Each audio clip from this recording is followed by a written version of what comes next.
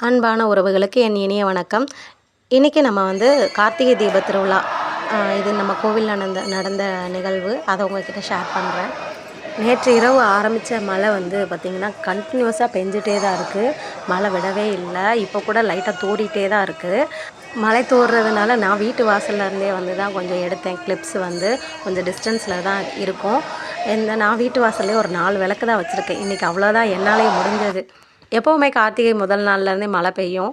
அது இந்த தடவையும் அதில் எந்த மாற்றமும் இல்லை. நைட்டு பெஞ்ச மழைக்கு இந்த பனை ஓலை எரியுமா அப்படின்னு நினச்சோம். ஆனால் நல்லாவே எரிஞ்சிட்டது. கார்த்திகை தீபம்ங்கிறதே வந்து ஜோதி தான். அந்த ஜோதியை பார்த்தாலே வந்து நம்மளோட கர்ம வினைகள் எல்லாம் வந்து நீங்கும் அப்படிங்கிறது ஐதீகம். அந்த விதத்தில் நான் இந்த ஜோதியை மட்டுமே தான் தரிசனம் பண்ணுற வாய்ப்பு சுவாமி எனக்கு கொடுத்தாரு. 5 மாதம் ஆனதுனால கோயிலுக்குள்ளே போக முடியாது. ஸோ வெளியிலேருந்தே நான் சுவாமியை பார்த்துட்டு அதுவும் தூரத்துலேருந்தே பார்த்துக்கிட்டாச்சு. அவ்வளோதான். நீங்களும் கார்த்திகை தீபம் எப்படி வழிபாடு பண்ணீங்கன்னு சொல்லுங்கள். நன்றி.